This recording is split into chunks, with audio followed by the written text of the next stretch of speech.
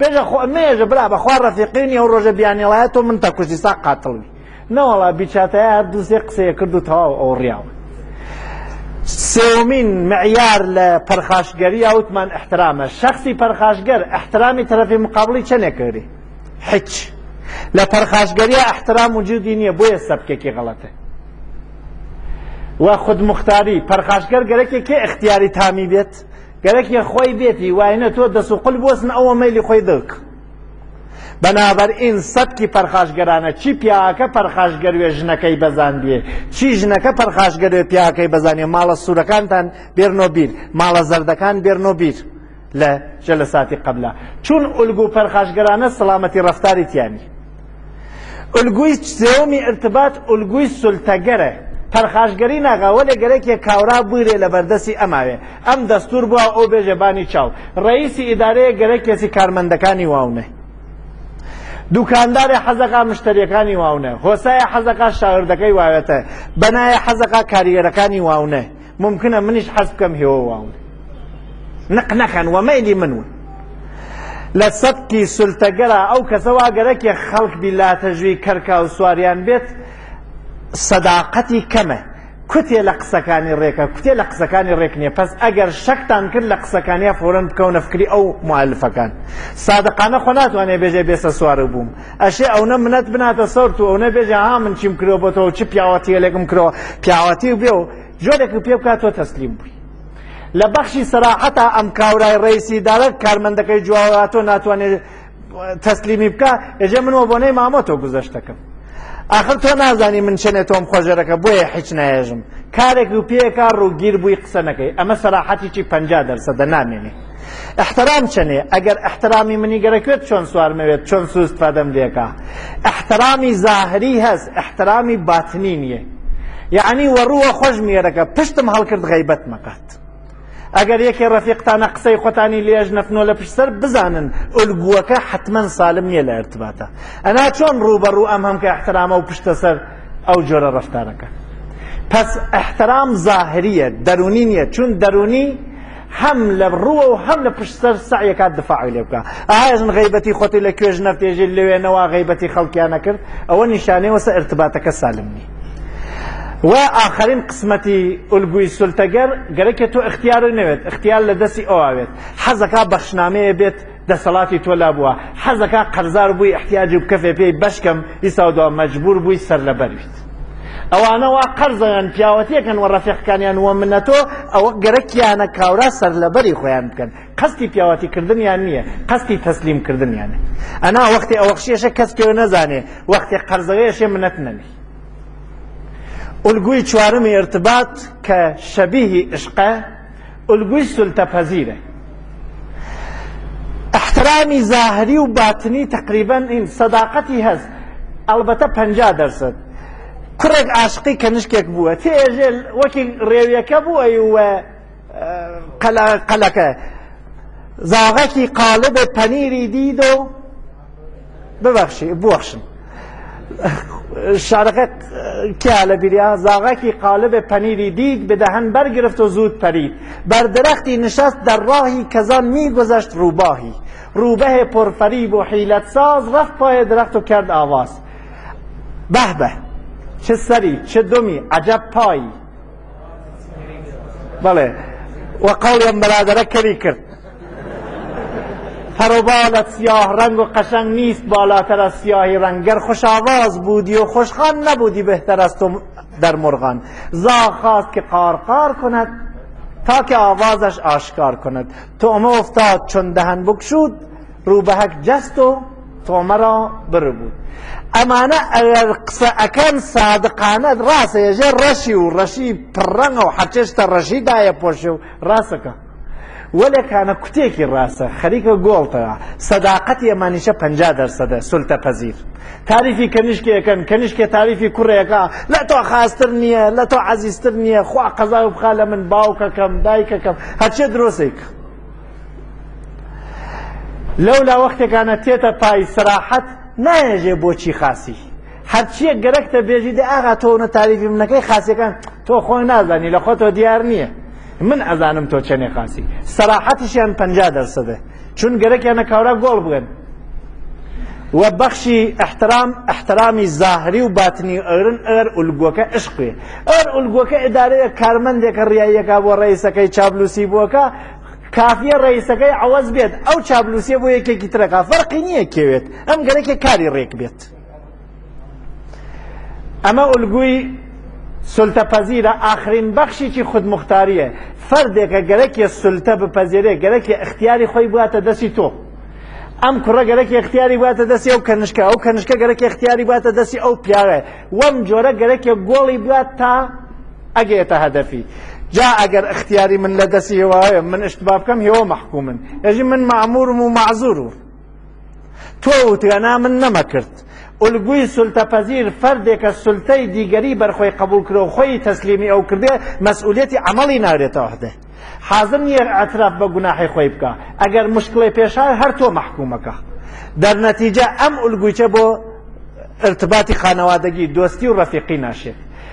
مجموعاً چوار ئولگوی ارتباطیمان بوو کە سەداقەت سەراحەت احترام خودموختاری مؤلفەکانیان یەک ئولگوی سالم صداقتی واتیا صراحتی واتیا احترامی واتیا خودمختاری دو ئولگوی پەرخاشگەر تقریبا صداقتی واتیا تقریبا صراحتی واتیا ئەمما احترام و خودمختاری تیانیە خودمختاریەکە پەرخاشگەر گەرەکێسی گەرەکێ تۆ نەوێت لە ئولگوی سولتەگەرە سولتەگەر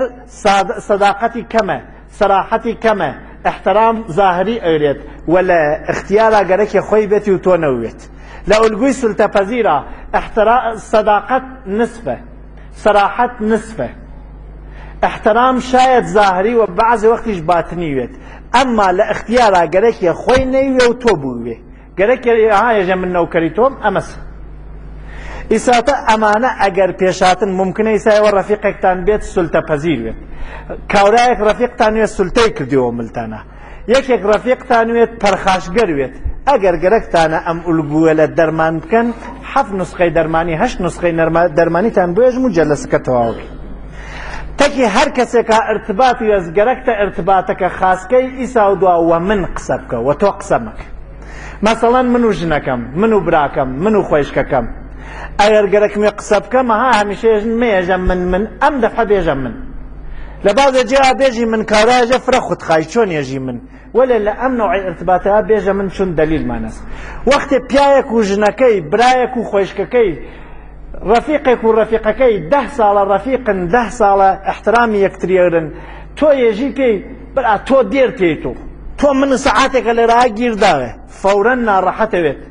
یەژێ ئەم هەمکە من ئەوم خۆشەرەکە هەنۆز حازر نییە بێژە ڕەفیقین یەژێ تۆ و یەکێ ێژی تۆ فۆرەن ها خۆتان ئەحساسەکەن ێژی تۆ ێژی بۆقی پێوەنەی ێژی دووریەکەی تۆ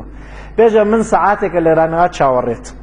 مێژە تۆ سەعاتێکە من لێرە ماتەڵ کردی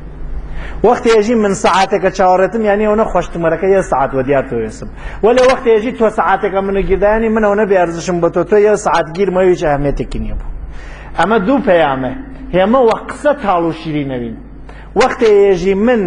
چاوەڕێنەوەم تۆ من لە بیر بچێ تۆ من هەر لە بیر چووە تماشا ئەم دوانە چەنێ فەرقیانە پس تەمرینی ئەم شتە بکەین ئیسا و دوا و دۆستانی سەمیمیمان و کەسانێکە قەرارە لێمان عاجز بوون یا کەسانێکە گەرەکمانە عشقەکەم ڕەنگەکەمان پڕڕەنگکەینەوە ئیتر نێژین پێیان تۆ بێژین من نێژی وە بابە و تۆ هەرگوێ نایەتە من بێژی بابە من چاوەڕێ نییەم کورتم من لە بیر بچووە فەرەقە شەڭە ڕاستی چەکەی بابەیکی خۆی بابەیکی هەر سعی کردێتەوە لە بیر نەچووە پس ئەوەڵین نسخە تۆ بکەنە من لە ارتباط تەکی ئینسانیەتی سەمیمیە تەکی کەسێکە گەرەکتانە بینتان خۆش بێت دووەمین قانون ئەمەسەکە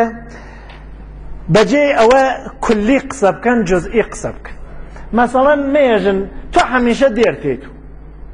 تای ساتەوە دەفحەیە پیاوەش نەکێژێت تای ساوە دەفحەیە بووە تۆ تەلیفۆن زەنگ بووە و نیم سەعات قسە نەکەی ژنێوە شوەکە ێژێ لە عەمرتا یە دەفحە گێڕواکانت خستێتە جێ گێڕواکە تای سا کوترەکەت کردەوە دارە فەورەن شەڕ شروعەوێت ئاخر ڕاستەکە پیاکە ئاوا فکرەکات و ێژە دەیخۆ من پارەکە ها ڕۆژە نیمەڕۆکە بارانباری و کوترەکەم کردە دارە ئەم ژنە بۆ درۆکە ڕاستەکە تۆ کارێکە کردو ڕێوەی لە خۆڵ بەستیەوە وتتە لە عەمر تا تای سام کوترتە نەکردەوە دارە ئەویش 12 ساڵە شوتە ها لە بیریا دەفحەیە کردێوە دارە پس تۆ درۆزنی و بێئینسافی چی درۆزنی بێئینساف ئەشێ زوو دەیکەی ئەر دێر دەیکەی هەمتر درۆکە حەقا خۆی هەڵسێ بۆ شەڕ ژنێوە پیاوە ژنەکەی ێژێ تایسەوە بووە دەفحێ تەلیفۆن زەنگ بووە تۆ نیم سەعات قسە نەکەی ژنەکە فکرە کاتۆ دەفحەیەکیان تەلیفۆن زەنگی دا و 25 دقیقە قسەی کرد من عەمدەن بۆ بکەنن ئەم مبالغە لەکەم ئەنا وانی عاقبەت ژنەکە دەرەپەڕێ لە پیاکە ێژێ من وا لە بیرما ئەو ڕۆژە تازە زەماوانمان کرد و 2 ڕۆژ دوای ئەوە دایکم زەنگی دا 15 دقیقە قسەم کردێکی تۆ درۆزنی و بێئینساف درۆزنی بێئینساف ئەشێ زووتر شەڕی تەقا بکەی تایتر ئەدامنەوە ئەی چۆن قسە بکەین ئەم شەڕانە بەرپانەوێ ژنەکە بێژێەوە پیاکە بێژێ بازێ وەخت تێیتۆ کوترەکە ناکەیتە دارە ئەگەر هەرچی ڕۆژی چە پیاکە کردیەوە دارە یە دەفحەنەی کردیەوە دارە پیاکە کفێتە بیری دەفحێنەی کردەوە دارە ڕێی نییە شەڕ بکە چون ژنەکە هەم با ئینسافە هەم سادق ڕێ ئەوە سەبیابی کەوادارە ێژ بێژێ ژنەکە بوەخشی بەخوا شەکەتم بۆێنم کردەرە تەواو شەڕ نامین پیاکەوە ژنەکە بێژێ بازێ وەخت تەلیفۆن زەنگا کەمێ فرە قسەکەی من مەجبورم ماتەڵ بووم نەگەیەمە سەری کارەکەم گەرەکمە نەپەڕمە ناوی قسەکەندا ێژێ بوەخشی دێ بەخواوە زەروریە تۆ قسەکە قەرار و بێژی پێی فرە قسە نەقا کردی تر بۆچی شەڕێکیش بکەین هەم منصفی هەم سادقی پس ئیتر کولیات ئامانە لاوەن هەمیشە گشتی هەرچێ پیا توانێت تۆ نەوێ هەرچێ ژنە ڕێکە تۆ نەوێت گشت کەسێ ئەمە ئەزانێت تای ساتەوە نەوێ کەلیمەوەلی کولی لاوەن چون خۆتان محکومەون قانونی سێوەم ڕەفتاری ئاغەمەکان محاکمە بکەن نەو خۆیان مێژەوە من هەر قینمە لە تۆ لە عەدایز ماوتم سەراحەت یانی ئەمە ڕەفتاری کاورا بێژە فلانە دێر هاتنەوە بۆ ماڵ من عەزیەتەکە مێژە تۆ هەمیشە خەریکی من عەزیەتەکەی هەرچی ڕەفتارە من عەزیەتەکە مێژە هەرچی ڕەفتارتە چون بازی وەخت خەریکە دەفر بۆ شۆرێ ئەمە ئیتە ئەویشە ناکای ساڵ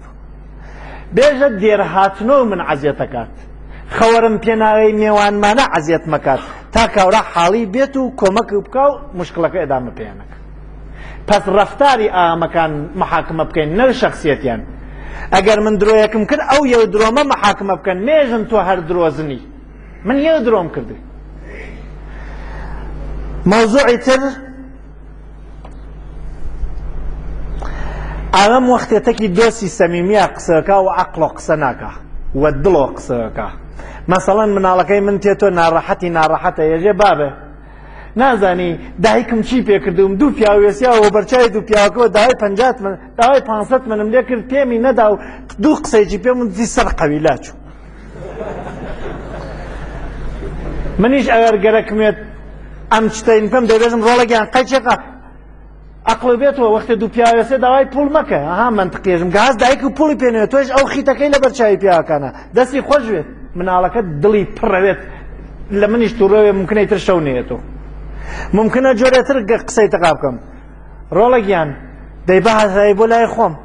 دەی باوەتوێتی سەر قەوی منیش سەرم قەویە سەری قەوی مەغزی واتیە بۆ ناڕەحەتەی مناڵەکە ئەمیشار حاڵی ناوێت ئەگەر گەرەکتانە ڕێک مناڵەکە خۆشحاڵ بێتێ بۆلاتان بێژە وەڵا ڕاستەکەی وەڵا لەبەری ئەو دوو پیا دەستی و دوو پیاوایە پێوتەسە حەقیەز ناڕەحەت بووی منیش انتظارم نەوە واتە پێبێژێ وەلێ ممکنە دایکچ ناڕەحەت وێت ئەوەڵ شەریک بووە تەکیا تا بزانێت دەرکیەکەی جا لەولا نەسیحەتی بکەین ئەنا تۆ هەریەتەکان نەسیحەتیەکەی چۆنەوێ ئەگەر ژنێک ئەتراستان لێکاژی دێرهاتیتە سۆ بێژە وەڵا ڕاستەکەی حەقیقەتەن ئەم دێر بێت و یەکێ بناتە سەری کارۆ سەخت معزەرەت اعتراف بکەوە شتەکە ئەگەر ڕاستە جا لەولا تەوجیه بکە دەی با دێر هاتوومە خۆ نامری چییە وا بێژیتە ئیتر دەواازە و گشتی بەستێ پس بزانن تەرەف چه ئەحساسێکی هەست